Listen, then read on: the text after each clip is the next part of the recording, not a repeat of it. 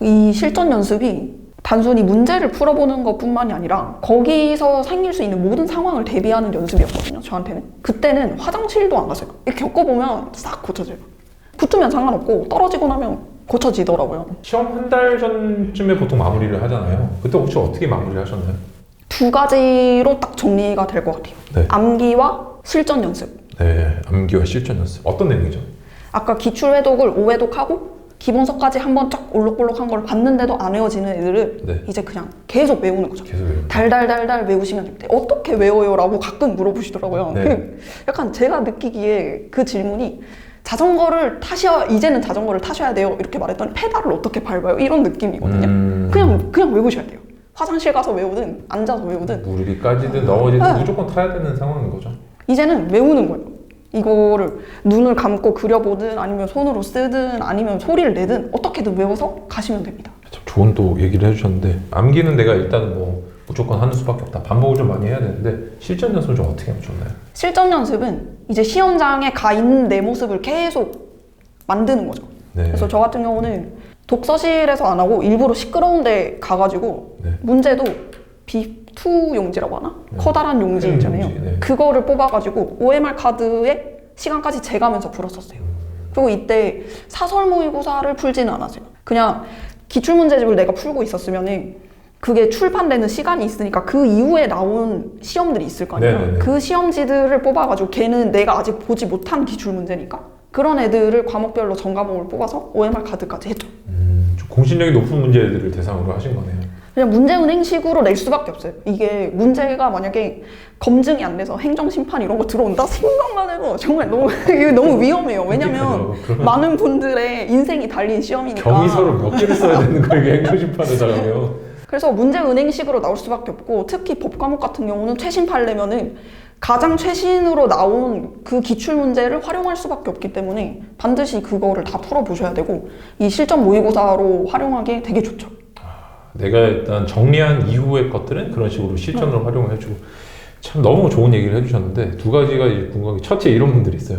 공부할 때 극도로 소음에 민감하신 분들. 이렇게 뭐 하면은 이렇게 할 때 옆에서 떠들어요. 그러면 계속 해요. 하다가 뭐 쓰기 시작해요. 그다음에 그분이 화장실 갔을 때 잽싸게 가서 딱 붙여놓고 딱 오는 거예요.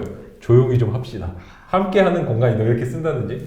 사실 저는 이제 물론 평소에 날이 서서 공부하는 건 좋은데 과연 시험장이 그렇게 조용하냐는 거예요.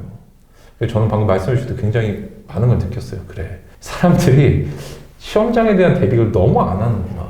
시험장이 아름답게 막 너무 진짜 무슨 막 깨끗한 완벽한 환경이라 생각하는데 그건 욕심인 것 같아요. 그죠? 좀 시끄러운 환경에서 미리 대비를 해보는 게 중요한 것 같아요. 이 실전 연습이 단순히 문제를 풀어보는 것뿐만이 아니라 거기서 생길 수 있는 모든 상황을 대비하는 연습이었거든요, 저한테는. 그때는 화장실도 안 갔어요. 제가 시험 감독을 해보니까 의외로 화장실을 간다는 분들이 되게 많아요. 근데 지방직 시험 같은 게, 저는 서울시니까 지방직 시험 감독을 들어가는데 지방직은 화장실 못 가거든요. 네. 근데 나 화장실이 가고 싶다 하는 순간 이미 흐름이 깨지잖아요. 그럼 깨지죠. 점수에 얼마나 불리하겠어요. 그 시간이 있다 얼마나 나를 15분을 쓸 텐데요, 그죠? 그리고 그것도 감독관이 같이 따라가거든요. 그게 맞아요. 마음이 편하겠어요. 혹시 화장실에 갈 수 있더라도.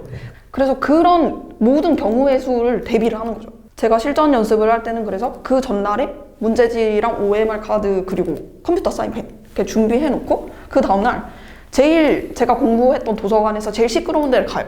그러면 다리 떠는 사람, 뭐 이렇게 하는 사람, 오만 사람이 다 있어요, 항상. 그런데 가운데서 이제 시간을 딱 재놓고 문제를 푸는 거죠. 그리고 중간에 화장실에 가고 싶어도 절대 움직이지 않고. 이게 합격자분들이 시험을 막론하고 되게 비슷한 얘기들을 해주세요. 저도 이제 뭐 일부러 상한우유를 먹고 시험을 치고 막 그렇게 해봤는데, 제가 새가슴이어서 시험 칠 때마다 막 그 과민성 대장염 때문에 계속 화장실 가는 거예요, 1교시마다. 그래서 일부러 저는 모의고사는 긴장이 안 되잖아요, 잘.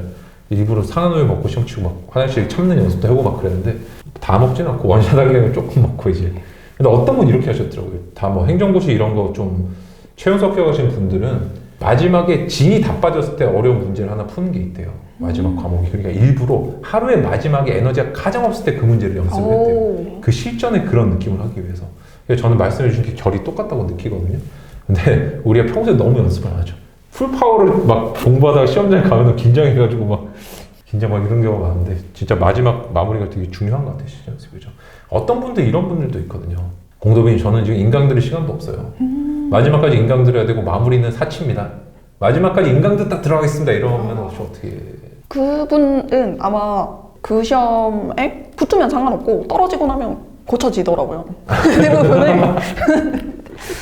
이거 역대급 다 이제 뼈 때리는 솔직한 얘기들 해주시는데 떨어지면 고쳐진다. 네. 실제로도 아는 공시생들이 있을 거 아니에요? 네. 제가 이제 합격을 했다고 하니까 저한테 누나 어떻게 공부해? 언니 어떻게 공부해? 이렇게 네. 찾아오는 친구들 중에서도 인강을 계속 끝까지 듣는 친구들이 있어요. 네.